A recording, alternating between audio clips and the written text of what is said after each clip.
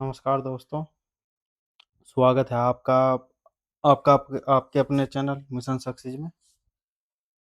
यदि दोस्तों आप railway group D SSC UP police लेखपाल आदि की तैयारी कर रहे हो तो ये क्लास आपके लिए महत्वपूर्ण होने वाली है। ठीक है दोस्तों। और बताइए दोस्तों, सब कैसे हो? आई होप सब अच्छे हो गए।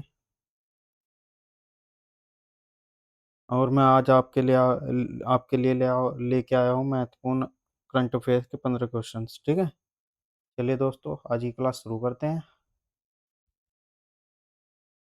हाल ही में 11-12 अप्रैल को किस महान समाज सुधारक की जयंती मनाई गई, जिन्हें राष्ट्रपति और प्रधानमंत्री ने श्रद्धांजलि दी? बताइए। महात्मा ज्योतिराव फुले हैं। ठीक है, महात्मा ज्योतिराव फुले एक महान भारतीय समाज सुधारक, क्रांतिकारी विचारक और लेखक थे। उन्होंने जाति प्रथा के खिलाफ और महिला शिक्षा के लिए सत्यशोधक समाज की स्थापना की। ठीक है, आगे चलते हैं। नारी शक्ति वंदन अधिनियम के आंकड़ों के अनुसार लगभग कितनी महिलाओं को सुरक्षित मातृत्व देखभाल प्राप्त हुई है? बताइए। बताइए दोस्तों। 12 करोड़। ठीक है, 12 करोड़। सरकार द्वारा जारी नवीनतम आंकड़ों 12 अप्रैल की रिपोर्ट के अनुसार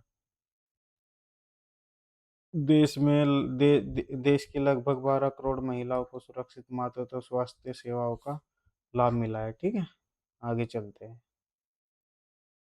दिल्ली सरकार ने हाल ही में इलेक्ट्रॉनिक वाहनों को बढ़ावा देने के लिए कितनी राशि की ईवी नीति ईवी पॉलिसी के मसौदे का अनावरण किया है? बताइए। Option C, 3,954.25 crore. ठीक है, दिल्ली में प्रदूषण को कम करने और इलेक्ट्रॉनिक मोबिलिटी को गति देने के लिए 3,954.25 करोड़ के बजट वाली नई नीति तैयार की गई है। ठीक है, आगे चलते हैं। हाल ही में किन दो देशों के बीच सीधी बात डायरेक्ट टॉक्स शुरू होने की खबर सुर्खियों में रही है? बताइए। आपको पता है आजकल किसके साथ में वो चल रहा है युद्ध? ठीक है, अमेरिका और ईरान। ठीक है,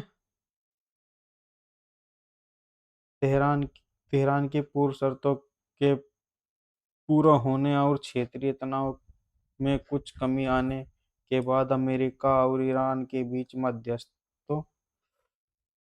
मध्यस्थता के माध्यम से या सीधे तौर पर तीन पक्षीय वार्ता शुरू हुई है। ठीक है, आगे चलते हैं। लांजिया सावरा, जो हाल ही में अपनी पारंपरिक कला और बदलते पहनावे के कारण चर्चा में रहे हैं, किस राज्य का एक विशेष रूप से कमजोर जनजातीय समूह है? बताइए। ओडिशा। ठीक है, ओडिशा के रायगढ़ और गणपति जिलों में रहने वाले लांजिया सावरा अपनी विशिष्ट भित्ति चित्रों और पारंपरिक नृत्य के लिए जाने जाते हैं। ठीक है, आगे चलते हैं। जनगणना 2027 की प्रक्रिया में स्वयंगणना के लिए कितनी भाषाओं का विकल्प दिया जा रहा है? ठीक है, बताइए। 16। 16 में दो, एक हिंदी हो जाएगी, एक अंग्रेजी, और प्लस में 14 अपनी भाषा हो जाएगी। डिजिटल जनगणना को बढ़ावा देने के लिए नागरिक अब 16 विभिन्न भाषाओं के पोर्टल पर जाकर अपनी जानकारी स्वयं दर्ज कर सकते हैं। ठीक है, आगे चलते हैं। Bill and Melinda Gates foundation ने हाल ही में भारत के किस क्षेत्र में किए गए कार्यों की सराहना की है? बताइए।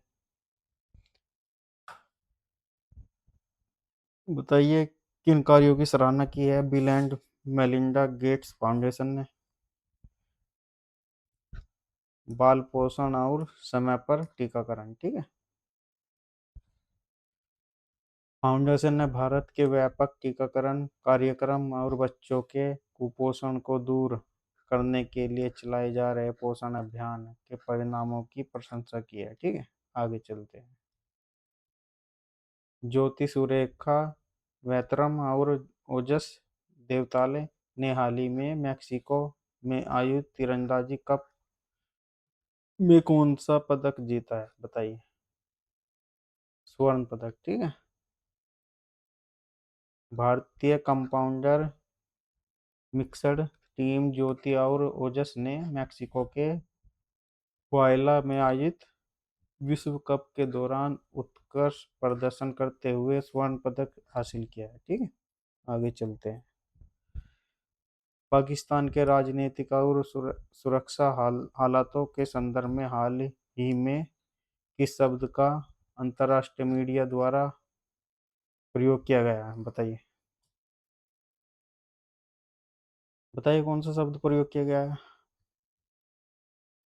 बी, नाजुक संघर्ष विराम, ठीक है। पाकिस्तान के खैबर पख्तूनख्वा और अन्य क्षेत्रों में चल रहे आंतरिक संघर्ष के बीच एक बहुत ही अस्थिर और नाजुक युद्ध विराम की स्थिति बनी हुई है, ठीक है। आगे चलते हैं। राष्ट्रीय शिक्षा नीति के कार्यान्वयन के तहत निपुण भारत मिशन किस आयु वर्ग के बच्चों पर केंद्रित है, बताइए। 3 से 9 वर्ष, ठीक है। निपुण भारत का उद्देश्य यह सुनिश्चित करना है कि कक्षा 3 तक का प्रत्येक बच्चा बुनियादी साक्षरता और संख्यात्मक ज्ञान प्राप्त कर ले, ठीक है। आगे चलते हैं। हाल ही में किस भारतीय खिलाड़ी ने एटीपी मास्टर्स 1000 टेनिस टूर्नामेंट में अपनी उम्र को चुनौती देते हुए शानदार प्रदर्शन किया है, बताइए। रोहन बोपन्ना, ठीक है। बोपन्ना, ठीक है। रोहन बोपन्ना अपनी फिटनेस और डबल कैटेगरी में विश्व स्तर पर शीर्ष रैंकिंग बनाए रखने के लिए लगातार खबरों में बने हुए हैं, ठीक है। आगे चलते हैं। नई दिल्ली में संविधान सभा की याद में हाल ही में किस परिसर का उद्घाटन किया गया, बताइए। संविधान सदन और संग्रहालय, ठीक है। यह संग्रहालय भारतीय लोकतंत्र की यात्रा और संविधान निर्माण की ऐतिहासिक घटनाओं को आधुनिक तकनीक के माध्यम से प्रदर्शित करता है, ठीक है। आगे चलते हैं। वर्ल्ड हैप्पीनेस रिपोर्ट 2026, ये न्यूज़पेपर है उससे जो ये खबर आई है, में भारत की रैंकिंग में क्या सुधार हुआ है, बताइए। 126 से 116, ठीक है।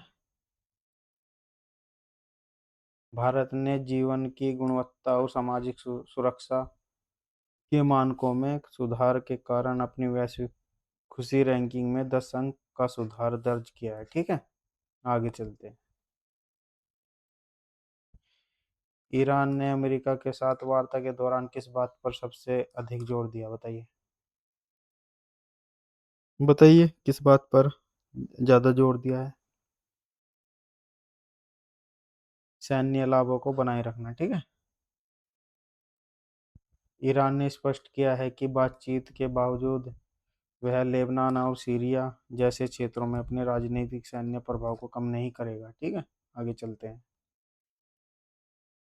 अमृत काल के लक्ष्यों के तहत भारत सरकार किस वर्ष तक विकसित भारत का लक्ष्य प्राप्त करना चाहती है, बताइए। ये आपका आखिरी क्वेश्चन है, बताइए दोस्तों। यदि दोस्तों आपको ये क्लास अच्छी लगी हो तो लाइक और सब्सक्राइब जरूर करना, ठीक है दोस्तों। बताइए इसका उत्तर क्या हो गया। 2047, ठीक है। स्वतंत्रता के 100 वर्ष पूरे होने पर 2047 तक भारत को एक पूर्ण विकसित राष्ट्र बनाने का संकल्प सरकार के मुख्य नीतियों का हिस्सा है। ठीक है। यदि दोस्तों आपको ये क्लास अच्छी लगी हो तो लाइक शेयर और सब्सक्राइब जरूर करना। थैंक यू दोस्तों।